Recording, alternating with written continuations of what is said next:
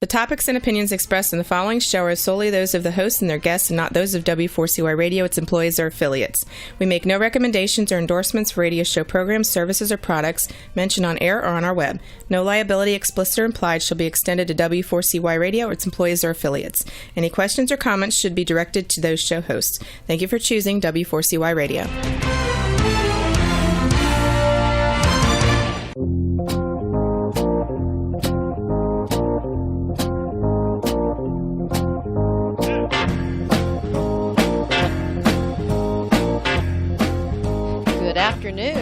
Welcome to the Connected Table Live on W4CY Radio. I am your host, Melanie Young, with my fabulous co-host, David Ransom. We are your insatiably curious culinary couple. Each week we bring you insiders, movers, and shakers in front and behind the scenes in the world of food, wine, spirits, and all things delicious. And today, we are dedicating our entire show to someone we truly adore, Kevin Zraly. Mr. Z, who is one of the greatest and most respected wine educators in the world, and the best-selling author of Kevin Zraly, Windows on the World, the Complete Wine Course. Over 40 million copies sold and now released its 30th anniversary edition last week. Kevin is a gifted speaker, a knowledgeable sommelier who has been in the business for years. He will share his story. He was the cellar master at the legendary Windows of the World restaurant atop One World Trade Center, which sadly we lost in the September 11th terrorist attacks.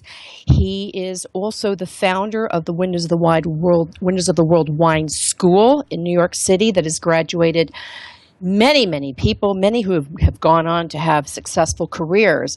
He has numerous awards and accolades, including the 2011 James Beard Foundation Lifetime Achievement Award and 1993 Outstanding Wine and Spirits Professional of the Year, the 2006 Wine Literary Award, the 2009 Professional of the Year Award from Sante, the Lifetime Achievement Award from the European Wine Council, and the Lifetime Achievement Award from the Society of Wine Educators. Kevin is also serves on the board of the Culinary Institute of America's Board of Trustees and directs the Sherry Lehman Kevin Zraly Master Wine Classes at Sherry Lehman in New York. He has been featured in more magazines than imaginable: New York Times, People Magazine, Wall Street Journal. He's co-hosted the Food Network's Wine A to Z. In addition to his Winners of the World Complete Wine Course, he's also author of Kevin Zraly's American Wine Guide, which covers wineries and vineyards in all 50 states, and the Ultimate Wine Companion, a compilation of 40 world-renowned wine writers. How's that for an intro, Kevin? Welcome. Thank you. I hope my mother is listening. That's all I can say. Mom, are you out there? I wish my mom was sure. Listening. Mom, I know David's mom's listening. She listens every week. Well, I have a good mother. Quite an introduction. Thank you so much for that. And just as a disclosure, for everyone listening, Melanie and David are two of my closest friends. Yes, so and almost practically neighbors. Yeah, I'm sorry? And practically neighbors. Actually, I can almost see your house from my window right now. Wow. Well, I wish I was there. I am, by the way, once again at the Delta Club Room. Thank you, Delta Business Lounge, for letting me set up shop once again. So thank you. To shout out to my airline. Okay, let's bring it in. David, you want to ask the first question? Well, Kevin, we've known you for a long time, and our paths have been intertwined for a long time in the wine business, and we're just so thrilled to have you on the show today and really be able to dedicate the full show to having a chat with you and let our listeners know about what you do, if they don't already, of course, and how you perceive the wine industry from your point of view. But what I want to do is kind of take us all back a little bit to your early career and how you got started in wine, because it was kind of by accident in a way. But I'd love to get that. You were in school up in the Hudson Valley and applied for a waiter's job. But where? Yeah, there was a restaurant in the middle of nowhere, and you know the town. I'll throw out the name, High Falls, but it's outside of Woodstock, between Woodstock and New Paltz. I was 19 years old, and I guess luck is part of it in life. But we had only been open 6 months, and the restaurant critic at the time, or the first restaurant critic for the New York Times, Craig Claiborne, came up with an entourage of 8 people, to review the restaurant. We didn't know who they were, but one of them was Jacques Pepin. So it was an interesting dinner they had, because they gave the place a 4-star rating, which is the highest that the New York Times gives, and it was the first restaurant outside of New York City to get a 4-star rating. So what happened is they didn't have we were only a 32-seat restaurant at the time, so they didn't have a bartender. But all of a sudden, when you get a 4-star rating from the New York Times, and by the way, I was one of the oldest there. The owner was I think about 8 years older than I was, and he was the chef. So he said, Kevin, we need a bartender. You're the guy. Go behind the bar. And so going behind the bar, I knew nothing about wine. I knew nothing about beer. I knew nothing about distilled spirits, but I had to learn quickly. I bet. It was kind of like on-the-job training, which is really actually kind of rare these days. Everybody has to kind of fight for jobs. No, like I said, I was lucky. The restaurant was only open Thursday through Sunday, so I could still do my college, get all my college work done on Monday through Thursday. It was 7 days a week, but it was fun. It was one of the most enjoyable times, and it was a very 1797 stone building, and we had great service, we had great food. But our wine list, we when I got there, we had the top 3. We had red, we had a white, and we had a rosé. And the people that are coming up from New York didn't think that was funny. And I'll never forget, one of the customers gave me a small little paperback book on wine and said, "Here, read this." And I started reading it, and I became fascinated with the whole subject of wine. And I was a history major at the time, so that all worked intertwined to want to learn as much as I could, and I actually became obsessive, because the following year I actually started teaching about wine. So my first class I taught when I was 20. And where was that when you started teaching? It was through a community college, and then I taught it right at the Canal House. Actually, it was wine and cheese, and the owner of the restaurant, who still owns the restaurant, so that's back. I'm dropping back here to 1970, 71. The wine and cheese. We had gotten a 4-star rating, so the college came and said, "You guys must know something about wine and food," which we really didn't. And you've got to teach a class, and so that's how we started. That's how I started with John Novi, and he did cheese, and I did wine. So from that point, how did the road lead you to your chance meeting with Barbara Kafka and the great late Joe Baum? Well, so now we're talking about, like, I'm a freshman in college, and I said to my parents, that I was going into the wine business because I think it's going to be big, and they didn't drink any alcohol and got very nervous with me. So they said, fine, you can do that, but you've got to finish college first. So I actually spent the next 4 years in college and working at the restaurant, but in the meantime, I decided I'd visit all the wineries of the Hudson Valley, which is actually the birthplace of American viticulture. The oldest winery in the United States is located here. The oldest vineyard, continually operated vineyard in the United States, is here in the Hudson Valley. And then I also went up to the Finger Lakes and worked up there to learn how to grow grapes, how to make wine. And then in between my sophomore and junior year, I took off a semester and I actually hitchhiked to California. I couldn't go to California until I was 21. Because in New York State in those days you could drink at 18, but in California, so I'm teaching about California wines, but I'd never been there. So I hitchhiked to California and back, and made appointments with wineries, and that was my 21st summer, year of my 21st summer. And that's pretty adventurous back then. People really weren't doing that, were they? Well, this is the old hippie days, if you want. Yeah. I mean, well, you were a hippie, right? You were a hippie, right? Well, I had long Sorta? hair. Let's leave it at that. Okay. And I did go to Woodstock, and that's how I got up to the whole Hudson Valley in the first place. Was going to Woodstock, the festival, back in 1969. Anyhow, I still continued to teach the wine course with the college, and then I actually decided that I wanted to do a credited wine course. I felt that this was going to be a billion-dollar business. Back then, it was nothing. I mean, really, the red, white, and rosé thing actually worked because people weren't drinking wine. Anyhow, somehow, and I won't go into it now because we don't have enough time, but I convinced the State University of New York at New Paltz, where I live, and got my degree from, to let me teach a 2-credit wine course. So as a junior, I was teaching a 2-credit wine course to seniors. You had to be 21, you had to have a certain cume, etc., and that was sold out immediately, as you would imagine. And then I did finish college, and as soon as I finished college, I had a ticket to Europe and to visit France and Germany and Spain, Portugal, wherever there was wine. That's where I went, and I spent a year there, and then came back. To answer your question, how do I get to the World Trade Center from the middle of nowhere in upstate New York? From Woodstock. What's that? From Woodstock to the World Trade Center. From Woodstock to the World Trade Center in a very short period of time, but obviously I had done my homework, and I said I have to go to New York City because nobody actually up here really understood what I was talking about, and I was lonely. Anyhow, I went to New York City. I got a job as a salesman for a wine company, and they actually sent me to the World Trade Center because they told me they were opening a restaurant there called Windows on the World. Mm-hmm. And I went in there to sell wine. They hadn't opened yet. Matter of fact, they were still building it when I got there in 1976. This is maybe March of 1976. We opened in April of 1976.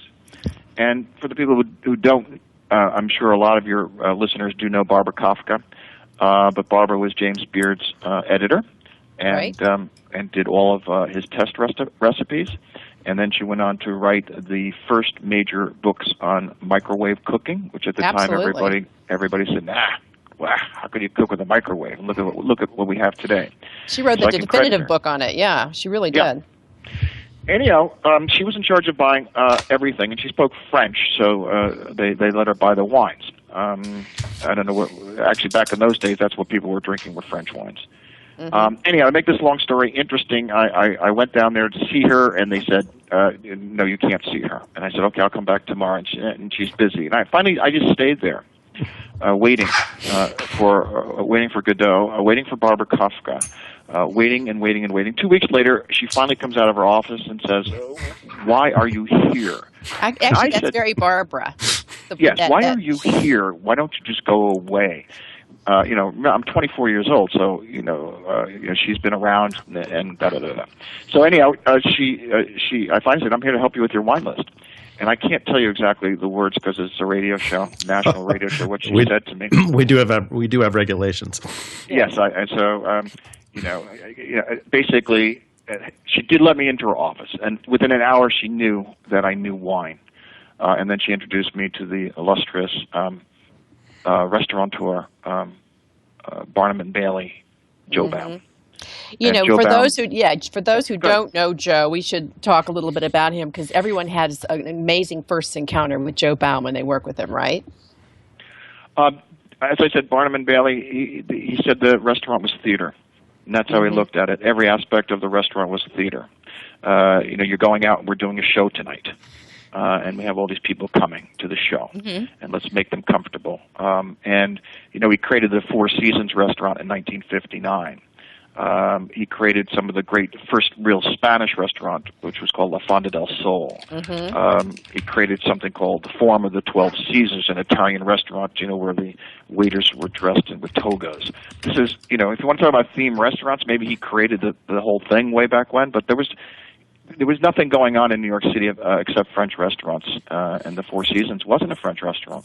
Right. It was an American-style restaurant. The Windows on the World was an American-style restaurant. He revived the Rainbow Room.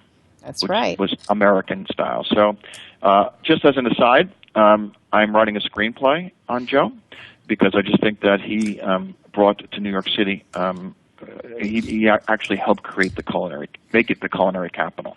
Well, as you know, that's how I came to you, and we came to work together because Joe brought me on in 1992 to create New York Restaurant Week. And he gave me an office above, it was Nelson Rockefeller's little pied-à-terre, above windows. I used to tell people I was working somewhere over the rainbow. It was above rainbow, excuse me.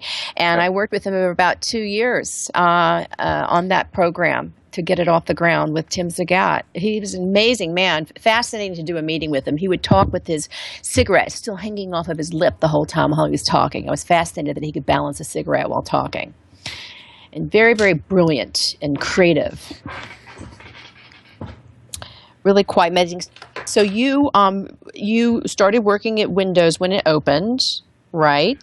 Yeah, they didn't want to. The term sommelier was for him too French, so they coined the term cellar master. Yes. And originally they wanted me to run the whole show, the bar and everything else, and I said nope, I'm just here for wine. And thank God I just stayed with wine because and you know what the best thing.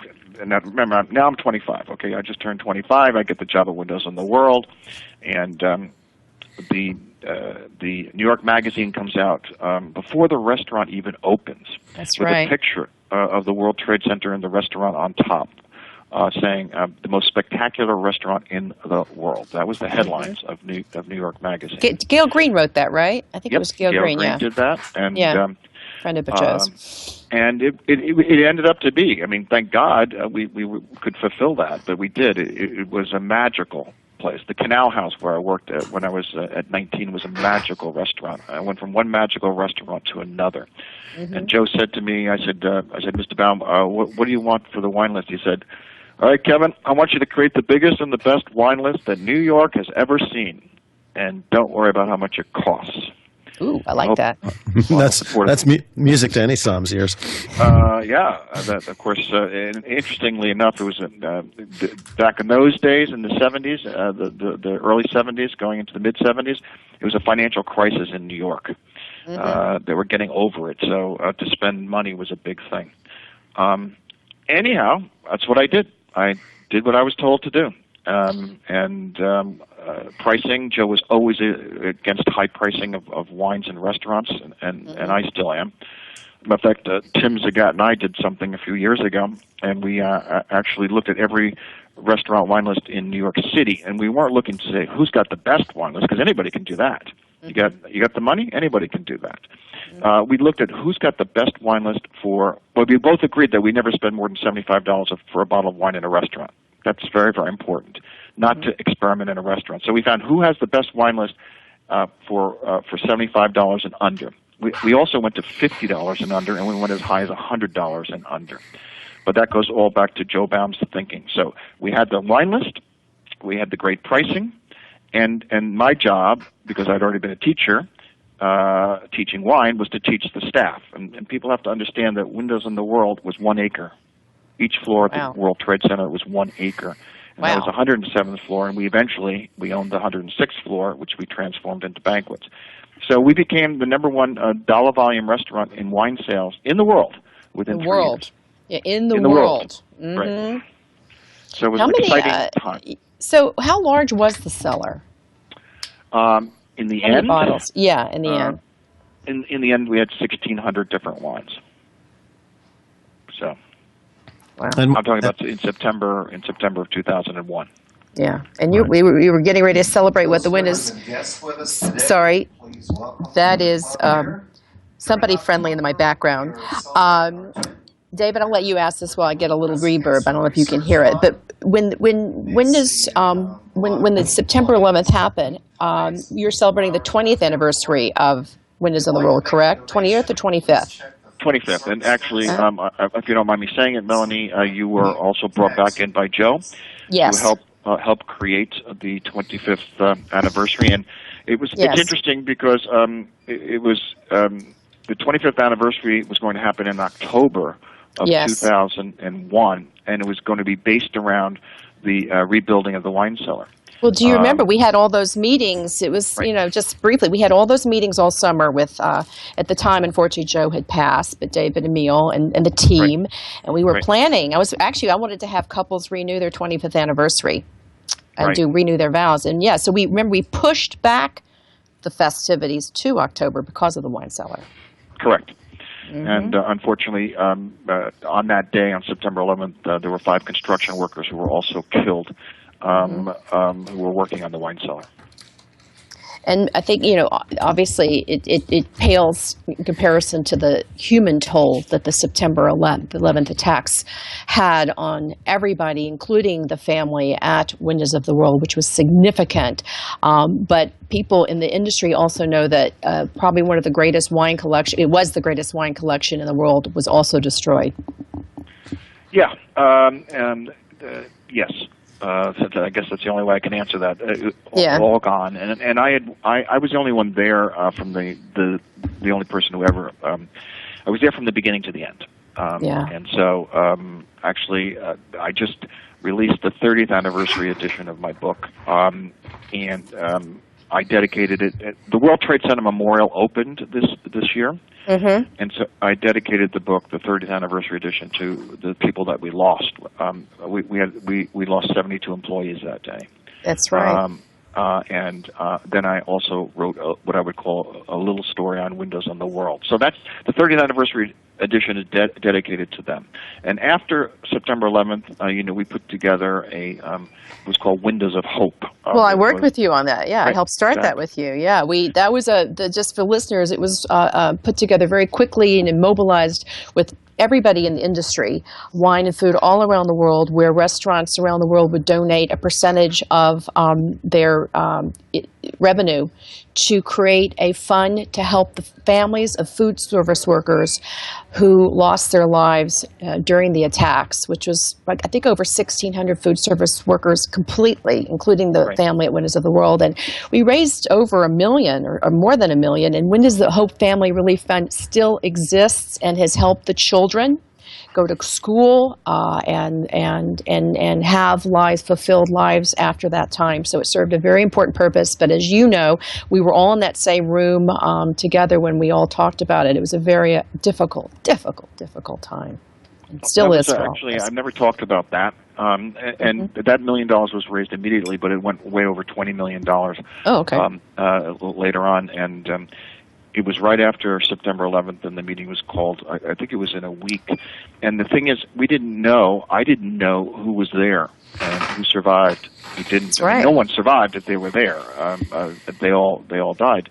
But I didn't know who was there that day. There were people that I thought that were there that were at that meeting. I mean, it was like really surreal. It was surreal. It was at Tom Valeni's restaurant, Coscabel, on the Upper West Side. And Bobby Flay was there, and of course Andrea Emmer Robinson was there, who also worked with you, and Michael LaMonaco, who had made a side trip to pick up spectacles and did not go up to the top of the restaurant that morning. He was down below. And it was really surreal, but it was the start of something that took a horrific situation and did something hopeful and positive to help people who needed the help at the time. But the emotional healing will always continue because it will always be with us forever. And I think you in particular know that, if anybody. Yeah, we lost friends and family, and also one of the greatest restaurants in the world. Yeah. It was in September of 2001. It was the #1 dollar volume restaurant in the world. Mm-hmm. It was $38 million in revenues, and we had problems because a lot of people might forget this, but there was the bombing at the World Trade Center in 1993. That's right. And Windows on the World was actually closed from 1993 to 1996. Mm-hmm. And that's when, as you mentioned, Joe Baum came back with the Emil family, and they brought it back to its glory. That's all I can tell you. Totally. It had gone downhill a little bit, and so those last 5 years of Windows, this was a restaurant that was running at full throttle. It was a happy place to work. It was a happy place for people to come. I know that you have listeners around the country, and I have to, unfortunately, when I go around the country and on my lecture circuit, I have to sort of explain Windows on the World. Everybody knows the World Trade Center, but a lot of people, a lot of millennials actually, who didn't know about the restaurant, never went there, especially from out of town. So that's why I think that the name of my wine school is called the Windows on the World Wine School, and it has gone on now for 38 years, continuously, even after the bombing of 93 and after the destruction. So I just finishing off the 38th year. I was at the Marriott Marquis in Times Square for 13 years, and now I'm at the Marriott J.W. Marriott Essex House on Central Park South, is where I teach the classes. And the book is still called The Windows on the World, a complete wine course. It's my way of keeping the legacy going. I think that's really a great way to do it because we never want to forget that legacy, and you do want to. It's part of the education to let people who are studying about wine know about it because I think it's an important part of history, really, really is. And your school, let's talk about that. It's open to anybody, correct? Yes, actually, that's the other reason I think that Barbara Kafka and Joe Baum liked me because not only did I know wine, my degree, by the way, ended up to be elementary education, which helps me tremendously when I'm teaching adults about wine. Yeah. But they trust me. After the third class, it's no longer an educational experience. It's something called crowd control. So anyhow, I had this degree, and I'd been teaching about wines, and they loved that idea because I started with the staff, and and I said, because I said to Joe, I said, how many other cellar masters are there or sommeliers? He said, none. You're it. So basically, I made all the captains through education, through classes, made the captains sommeliers. I taught them about wine. I taught them about the wine list that we had, and they're the ones who did all the hard work, selling the wines on the floor. But then we were a private club. A lot of people don't remember this or don't know about this, but we were a private club during lunch all the way through. It was the club at the World Trade Center. And there were, 2,500 members. And so they said, let's do a wine class for them. So we started that in the fall of 1976. And it was just a small group of people, 12 people. And it went on to where it is today. And I think you said it's open to anybody, and so it's open to the trade, but it's and the consumer, and it ends up now that it's 90% consumer. 90%. 90% is consumer. Somebody who I was talking to some of the students on Monday night, who work for a major accounting firm or there's law firms, and they just want to they entertain a lot, or they just want to know about wine, and if you're into wine, you're into food, and if you're into wine and food, you're into travel. So that's the kind of person that comes to my class. Well, you first of all, we have both sat in your classes. They're very approachable, and I think that's really important because wine can be intimidating. And when you're talking about these big companies, you have people from various backgrounds going to work at these big corporations where they suddenly are entertaining clients, and many of them were not brought up drinking wine, and they don't understand it or how to order it, and suddenly they are in a position where they're taking out potential clients and they have to make decisions about choosing wine. And what you do is help them feel comfortable understanding wine and appreciating it at a very, for many it's a beginner level, but you take them all the way through so when they graduate, they can go into a restaurant and feel very comfortable making an order and talking to them, conversing with the sommelier. But also you've graduated people who've gone on to have very successful careers in the industry, right? Yeah, there really wasn't any wine school. There was one, Harriet Lembeck, who still teaches in New York, but that was more for industry. Right. And there's another one, the International Wine Center. That's more for the industry. But there really wasn't many courses for consumers. So I was there at the very beginning when wine was starting to take off. I mean, actually, in my book, I call it, Witness to the Revolution. So I've been able to watch what's happened with wine and watch wine grow as food has grown. And in those early days, in 1976 through 1980 or whatever, it was all about the wine people because we were the people that were out on the floor. We were visible. Chefs never came out of the kitchen. Now you can't get chefs in the kitchen. So it totally reversed itself, and which is not a problem. It's good that, but the increased consumption in wine in the United States and the increased interest in food paralleled each other. So it's been a fascinating 40 years for me. 40 years, wow. We, David, should we take a quick break to announce we're going to do a chat room? Absolutely. All right, we're going to take a really short break, and then what we're going to do is talk about the business of wine and anything else you want to add on, and see if anybody listening wants to send in questions. You can log into www.4w4cy.com. www.theconnectedtable.com. This is Melanie Young and David Ransom on the Connected Table Live with Kevin Zraly, founder of Windows on the World Wine School and author of the best-selling book, Kevin Zraly, Complete Windows on the World Wine Course. This show will also be available on podcasts at iHeartRadio.com after today. And just briefly before we reconnect with Kevin, I want to promote next week's show. Next Wednesday, we have on Lynette Marrero and Ivy Mix, who are in the bartending world. They founded a great fundraising effort called Speed Rack, and we're going to talk about that. I think they're into the finals. And I hope I pronounced this gentleman's name right, Steve Vulisjak, who is the CEO of Sake One. We're going to talk sake. And that's next week on the Connected Table Live, next Wednesday. Anything I need to add, David? No, I think you're doing a pretty good job, honestly. Thank you.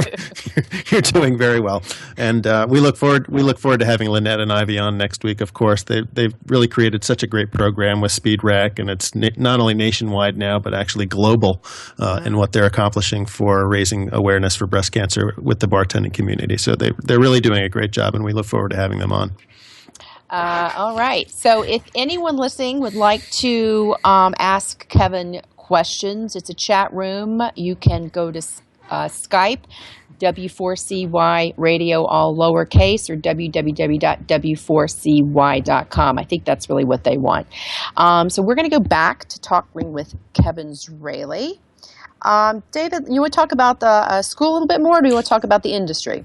I think I'd love to touch on a couple of things about the school, Kevin. You know, you've been teaching this course now, as you say, for 38 years. What have you seen really as being the most important tool that you teach your students who come to take your course and look at your course as a stepping stone to be in the wine business, or as a stepping stone to getting into the wine business? Do you have a philosophy on that? And then also on the flip side, what's the most important takeaway that you think you can give your consumer students as well? Well, as I said, now in today's a student is more of a consumer rather than an industry person. But a lot of the consumers are also looking to maybe go into the wine business. It's sort of fascinating business. It just never ends. I'm going to tangent for a second. I took a trip. It ended a few years ago, and what I decided to do was go around the world in one period, 365 days. And I went to 20 countries. I went with your friend Robin Kelly O'Connor. He was designated driver. Okay, we'll talk about that another time. Anyhow, so we went to 20 countries. That's a whole other hour. Yeah, exactly. And then we went to 400 regions, and within those regions we went to 800 different appellations, and I believe we tasted 6,000, somewhere close to 6,000 wines in that year. Wow, 400 regions, 800, that's a lot of ground to travel. Wow. Yeah, we 20 countries, and you know who the players are. And, within France, you got to go to Burgundy, you have to go to Bordeaux, you have to go to the Loire. Italy, you got to go to Tuscany or Piedmont or whatever. On and on and on. Of course, Australia, we went to all the Southern Hemisphere places. Why am I bringing this up? Because when I started in wine, in the early 70s, it was only about French wines. That was the primary focus, actually, when I created the wine list at Windows in the World, was French. And maybe there was a smattering of German wines. I have the original wine list of the 21 Club and the original wine list of the Four Seasons. And basically, that's what it was. It was French, red and white, and then German white. So that it's pretty, after a while you can get that down. And over the last, 40 years, Chile makes great wine. Argentina makes great wine. Australia, New Zealand, South Africa. And countries that actually didn't make really good wine are making much better wine. They were known for their wines, but for locally. Bottom line of this whole thing is that this is the golden age. This is it. We're in it now, the golden age for wine production and consumption in the world, especially in the United States. The U.S. now is the number one consumer of wine in the world. Yeah. If you told me that 40 years ago, I'd say, never going to happen. We're martinis and Manhattans. So back to the students. I mean, here's the bad news. I'm sorry. There's always good news, bad news, right? Good news, it's the best time. But bad news is You walk into a retail store right now, and I work with Sherry Lehman, and they have 6,000 SKUs. How do you decide what you're going to drink? It's overwhelming. And I want your listeners to hear the same thing. Because I spend 40, 50, 60 hours a week on this subject. I can't keep up with it. So how can the consumer keep up with it? That's what the wine school is all about. And, every year it's a new vintage. That's right. I got to go back and start all over again. So basically what I try to do in the wine school is I shouldn't say dumb it down, because that makes it sound like, simplify. You know what? I think that's the success of the book. Keep it simple. Keep it simple is that old expression. And I cannot, in the wine school, teach them everything about wine in the 8-week class. All I do is I promise them by the end of the 8 weeks, you will know what you like, because you're going to taste 80 to 90 wines during those 8 weeks. That's how you do it. Right, and you do that. You pull wines out of your own cellar to taste at the events and at the classes, and you do a great job of showing people wines that they would not normally think about, and also wines that aren't necessarily in your book, in your textbook as you're teaching the class, and that's a testament to you kind of thinking outside the box and saying, I'm not just going to rest on what we know and what the book says, but I'm going to teach people new things as we go along as well, especially if they're new to me and I want to learn more about them. The best way for me to do that is to talk about them. Thank you, David, for saying that, because that's sort of like that's my goal. I can only do it that way. And it's, we haven't done too much on the educational stuff, but if I had to do something real quickly, to give your listeners an idea of what I'm talking about, of dumbing it down. I mean, there are hundreds of white grapes in the world, and I love so many of them, but I got to break it down to 3 top grapes, and they are Riesling, not in any order, by the way, of greatness, but Riesling, Sauvignon Blanc, and Chardonnay. Those 3 grapes, and this is my experience of traveling the world, those 3 grapes represent, in my opinion, 90% of all quality white wines in the world. So now if you start with that, Riesling, Sauvignon Blanc, and Chardonnay, just as a basis of starting, and then do they taste different? Well, the analogy that I use is if I put a glass of skim milk, a glass of whole milk, or a glass of heavy cream in front of you right now, would you be able to see the difference? And the answer is yeah. You can see the difference between skim milk and heavy cream. Could you smell the difference? Maybe, maybe not. But the most important thing is, could you feel the difference in texture between skim milk, whole milk, and heavy cream? I know you can. So what does this all have to do with wine? Riesling around the world is skim milk. Sauvignon Blanc around the world is whole milk, and Chardonnay is heavy cream. And why do I bring this up? It's because it's not about wine, it's about food. That's where I start putting my wine and food together, the texture of the wine with the texture of the food. By the way, I do the same thing with red. I mean, there's hundreds of red grapes, much harder to narrow it down, but Pinot Noir, Merlot, and Cabernet Sauvignon. Those 3 grapes, you'll know 70% of all quality red wines made in the world. And Pinot Noir is skim milk, Merlot is whole milk, and Cabernet Sauvignon is heavy cream. That's the approach I take when I'm teaching wine. And it's so important for people to really realize just what the significance is of pairing wine with food and food with wine. The two go hand in hand together, we all know, but it's very important to realize that the textural components of both need to go together for you to have the experience that you want. Well, you always hear that whole thing, about white wine with fish and red wine with meat. Well, not really. Maybe a Riesling and a Sauvignon Blanc will work with fish, but if you take a big, full-bodied, high-alcohol, oaky Chardonnay from California, that's not going to go with clams and oysters. That's not going to go with red snapper. It's just going to overwhelm everything. As a matter of fact, as far as I'm concerned, that kind of Chardonnay is a red wine masquerading as a white. And then, on the other hand, I'll go to a Pinot Noir. Pinot Noir to me is a red wine, but boy, you have that with the salmon or tuna, and the acidity and the lightness and the low tannins. It's an amazing combination. Yeah. Yeah, I mean the rules are rules, but then there's flexible rules. Basically, when you're drinking wine, you got to follow some rules, but then you also have to follow what tastes good to you and what makes sense with what you're eating. Josh Wesson always said wine was a condiment, to food. He's actually the one with David Rosengarten who wrote the book. I think it was called Red Wine with Red Fish. Wine with Fish. Right. I actually worked with him on that book and the Wine and Food Companion back in the day, as they say. Yeah, and he always said it's a condiment. And, I know when I eat a meal, I can taste the wine I want with it. And when I drink a wine, I can taste the food I want with it. It's just very strong. Yeah. When I do my corporate lectures, and that's a big thing for me. I go around the country. I was just in Dallas, as I said last week, and I actually force people, not force them, of course, it's a dinner, but I make them try 2 wines, and then we talk about the wines, and then the food comes out, and I've already done the menu. And chefs really don't like me, by the way. I might as well put this out right now for all the chefs in the just world. throwing that out there. And Kevin's coming, let's get out of town. Because I'm trying to tone them down and a little bit, because there's so many foods out there right now and so many restaurants I can't go to because there's so many, the multiple ingredients that they put into the food destroys the wine. Yeah. And I see that everywhere. Yeah. And it becomes very difficult to pair a bottle of wine with your meal at that point then as well. So at that point, it's either by the glass or half bottle, something like that, to really make your wine and your food pairing compatible throughout the entire meal. Yeah, it's. Don't get me wrong. If I wasn't having wine, I think what the chefs are doing is fantastic. But there's I get in trouble on this show. But I'll be honest. I'll go it the other way. I'm not a chef.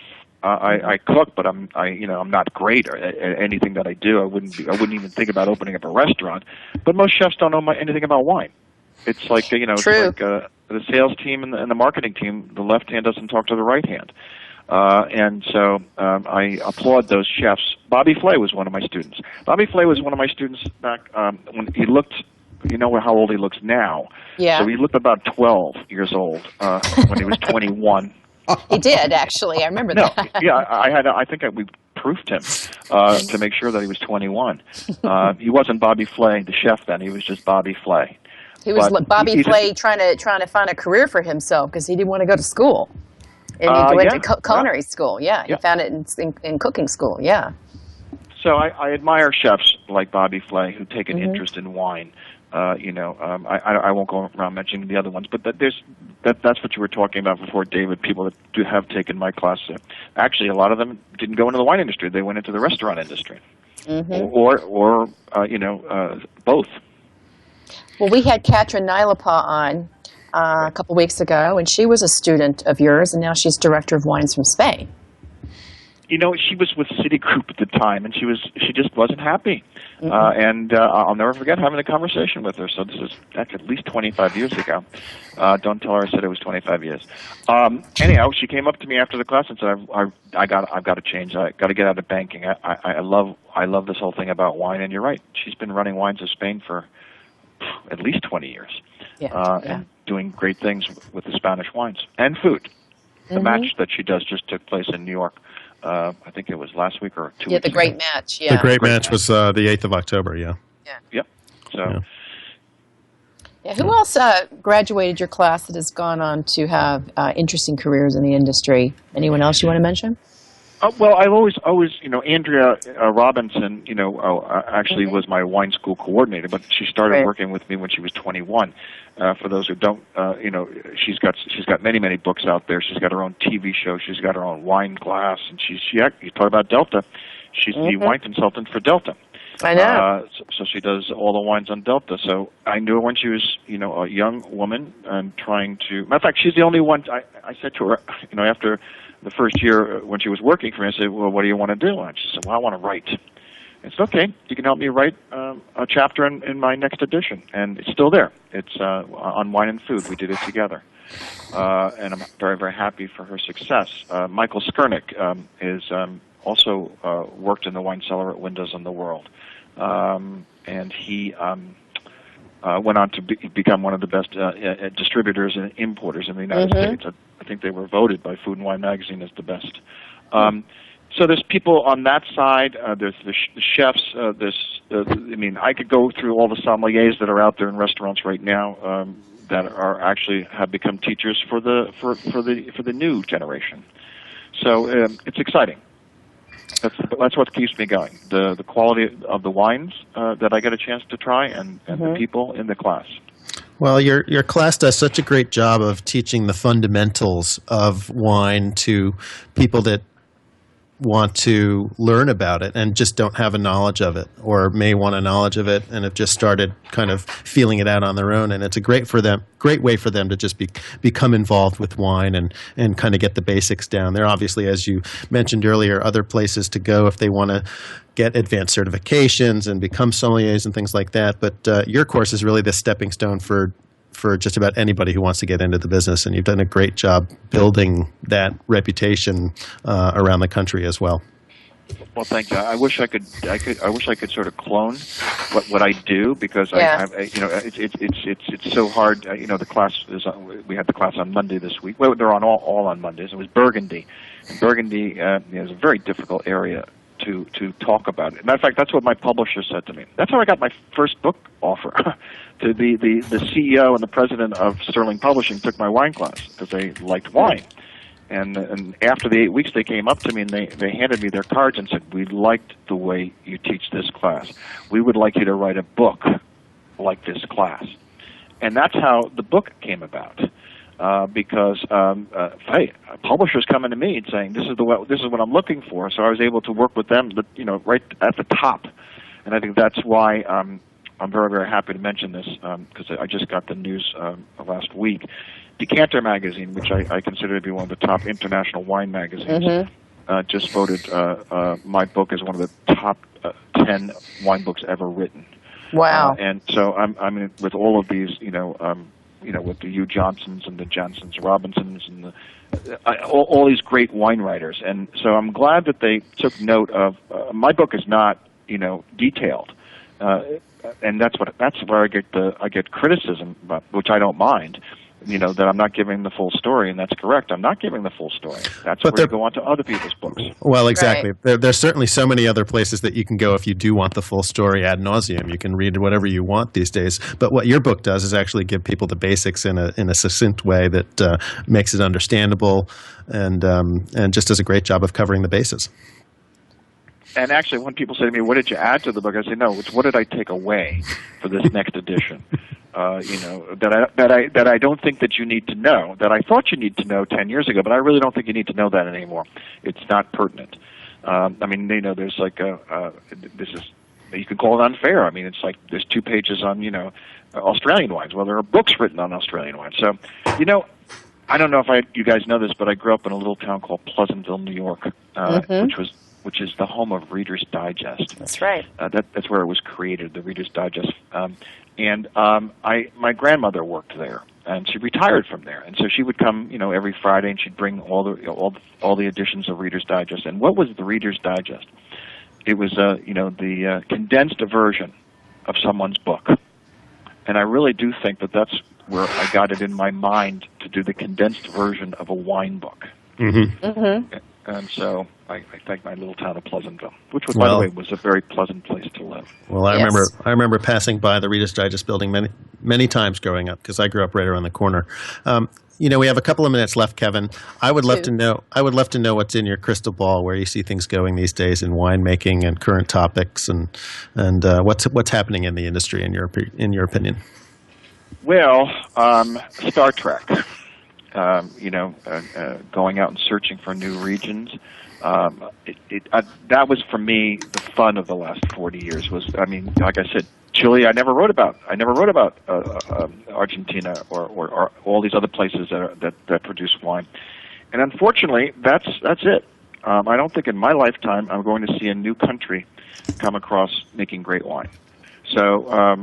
That's, for me, bad news, because I'm the adventurer, I'm the explorer getting out there. And so I'm glad I went through it, but I think the most important thing is that people who are buying wines, as a matter of fact, in the back of the book, I think one of the most important sections is I have 500 wines that are priced under $30 at a retail.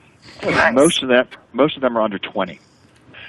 And I think that is the biggest thing right now that everyone should know. And millennials, for example, have taken on wine as their beverage. Mm-hmm. And there's like 70 million millennials out there. There's 80 million baby boomers, but they've already made their decisions. But the millennials will try anything.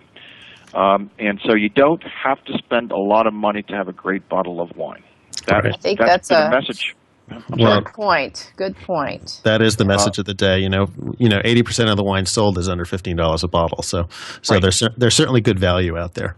Well, Kevin, today's wine at $15 was a $30 to $50 bottle of wine 25 years ago. Right. Good quality.